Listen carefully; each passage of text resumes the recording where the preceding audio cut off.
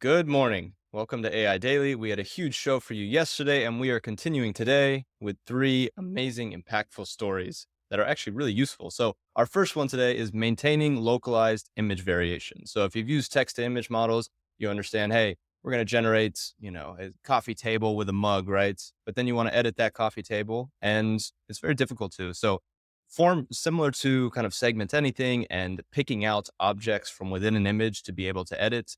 This paper really gets to show that, hey, we can edit shape variations within these text to image diffusion models. So they take a really interesting approach to it. They have some really cool examples. Connor, you want to dive into more of kind of what they're doing? It's very hard to accurately regenerate these image and just change one part of it or just keep one part of it while the rest of the image is changing. So they've given some pretty good examples. Like let's say you have a dog sitting on a chair and you really like the dog, you don't really like the chair anymore. It's currently hard before this paper came out to be able to variate the chair to a bed, to a raft in the ocean, to anything else while keeping that dog the same, looking the same. But they successfully did that in this paper, localizing object level shape variations. And they did it in a couple ways. They combined a couple technologies. The first was a mix and match prompt mixing, where throughout the denoising stage, they figured out they could split up the denoising of Stable Diffusion into stage one being layout, stage two being shapes, and stage two being details. So they were able to keep stage one and stage three for like the details and like the layout of the dog on a chair, but then the actual shape of the chair, they would change what part of the prompt is looking at.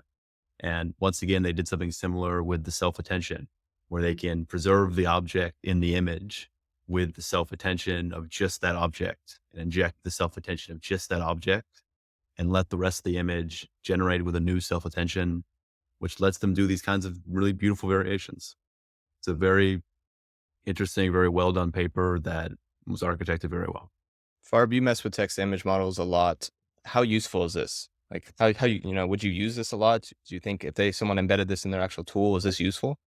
I think that's kind of the point of this is that it is useful. Everything that they're doing, you could do with, CGI if you wanted to. The problem with CGI is that it's incredibly labor intensive. This is another great example of a very intelligent engineering solution, building a pipeline that actually gets you to an output in a way that is a compromise between the endless possibilities of doing CGI and the, you know, maybe easier but less effective way of using a GAN, for example, to do this, where it's going to be a little bit more difficult to control the actual output of what you're getting, right? So they sort of found this very practical compromise that sits between these two approaches, a lot easier than doing CGI, but giving you almost CGI level control on the output. I found it really impressive. Yeah, it's super cool. Yeah, Let's they move have a on. hug. I was gonna add they have a Hugging Face demo available. You can go in, you can upload an Yeah, image and say, keep the oranges the same, change the rest of the image. So yeah. It's one of the most effective open ones I've around with it. seen, more Yes. effective than in painting, et cetera, because it actually maintains object state. So really Yes. cool implementation. Our second one is Scale AI LLM Engine. So they've pretty much open sourced a way for you to fine tune, inference, and train a lot of these language models. We've seen a bunch of kind of companies provide wrappers to make it easier for customers to do this, make it easier for enterprise to do it. And now we have an amazing open source package for this that works with Falcon, that works with Llama, that works with MPT, pretty actually like huge for anyone who wants to fine tune these models. Like you've just cut out 2, 3, even a month of work and you've removed their need for kind of an external provider. So really cool work here. Farb, did you get to dive into it? What does stuff like this mean for people like developing, right? I mean, this is a great move by Scale. They are showing that they are able to join this rapid pace of development. They're not falling behind. They're trying to, stay at the tip of the spear of people's mind share of the folks that are doing big things in AI. This is practically, speaking, very useful for people. So they're not just, throwing out stuff that might seem impressive but isn't actually useful for anybody. And I found that pretty impressive. Hopefully, the my landscaper is not blowing out my audio here. Um, and yeah, I found it super impressive. I think people are going to start using it. We'll see if people start using it or not. And if so, I really, like I said, I wouldn't be surprised. And we're going to see a lot more if we scale. Connor, we've manually kind of built a lot of these things for months on end, trying to get things, set up, et cetera. When open source comes out, of course, you get everyone rallied around one way to do it and you accelerate a lot of the pace. How do you think this compares to something like Mosaic's Foundry? Did you dive into the code? Would you use something like what Scale released? Yeah, I would definitely use it. How exactly it compares to what Mosaic offers or what Hugging Face offers and very similar capabilities. I think it's up for people to explore, and the open source community will definitely delve into that more. But as always, having many different projects all working on the same thing in different ways helps accelerate all the projects at the same time. Same thing we're seeing with LMQL, LangChain, and guidance, all trying to tackle the same problems in different ways helps fine tuning and inferencing and training open source projects also be able to accelerate in the exact same way. So this is completely open source, Apache 2.0 license, just like the rest of them. So I think it's just another great addition to the community, really. It's good Scale when is a a big, powerhouse, and it's good to yeah, see them contributing to open source in really meaningful ways, not light, little contributions here and there, the occasional paper drop. This is meaningful stuff from a meaningful company, and I'd say it does a lot to show their importance in the industry. yeah, A it's lot good of when the, a big company drops it because you can all coordinate around the same one and you don't have devs rebuilding, fine tuning infrastructure every single month.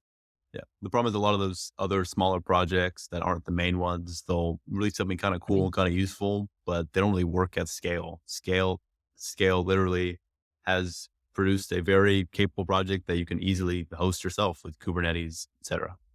Yes. Absolutely. Let's move on to our third story, which is SHOW-1. So SHOW-1 is a showrunner agent. So how can you make a show that is consistent, right? How can you make a new animated show? How do we use these image models and video models to make something that's consistent? A lot of these models right now are kind of this, what they call the slot machine problem. So you're just like, well, that's a random video. That's a random video. And you just continue to go and go until you hopefully like the video.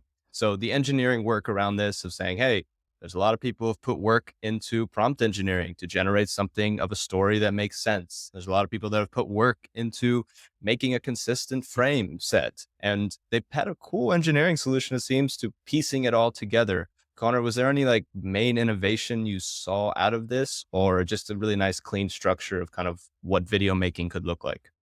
I think honestly, it was just a very clean structure and especially very clean outputs of what you can actually get. Most demos we've seen so far are very research intensive and have great possibility, but in the end aren't something you will actually watch. This, they put videos on their site, they put videos on Twitter that look like real South Park episodes. You watch them and I'm like, this is maybe not the quality of like a script or like dialogue or audio of South Park episode or whatever, but it looks like one and it sounds like one to someone who hasn't seen the show before. So they engineer it very well. Yeah. Yeah, it just seemed to be pieced together interesting. Farb, was there anything that stood out to you that you're like, wow, I haven't really seen someone do this, or maybe something interesting in the paper, or just really kind of a clean way to stitch everything? It's incredibly ambitious. You're not going to get a, zero shot television show today. It's probably a while before that. I applaud them for their ambition for what they're going for here, which is, a pretty comprehensive output. So if this is their first, version of it, then I'm pretty bullish on what their subsequent versions are going to be like. Kudos to them. Keep it up. Absolutely. Well, as always, what else are y'all seeing, Farb? I found out that you can access GPT-4 32K on Poe, and that's pretty flippin' cool. If Yeah, it's you got to be a subscriber, you got to pay, but the fact that you can get your hands on, I mean, I feel like nobody's really talking about this, and most people I think don't even think you can use GPT-4 32K anywhere right now. But seems like if you get yourself up on Poe, you'll have it right in the iPhone app. It's pretty awesome. Is that new? Is that like just like today you're the first user of it or what? It's Yeah. kind of, until you start using it, it's buried under the more section of more models, right? So don't know when it hit, to be honest. But, I think once you start using it, it kind of comes up into the top of your experience. But I don't remember hearing anything about it. And wow. well, if Yeah. OpenAI didn't give it to you on the playground, you better hurry before rate limits hit you. But super Yeah. cool. Yeah. Connor? Yeah, I saw Perplexity. Of course, we're always big fans of Perplexity, their whole Copilot, search, everything, very well built platform. But yeah, they made a demo with Llama 7B chat, and it's very fast. It's like freakishly fast. Like as soon as you hit enter, boom, spits out an entire massive paragraph. But part of that I did notice Llama, like maybe it's just the fine tuning of the chat, maybe it's just this implementation by Perplexity, but Llama like rambles on a lot.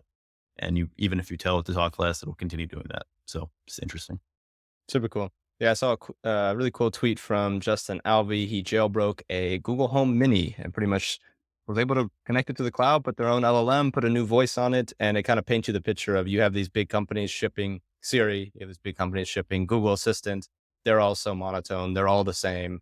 What does the world look like if people have differentiated versions? So really cool hack he put together. I think he replaced the whole PCB as well. I was going to say it's a little bit more than a jailbreak there, right? Exactly.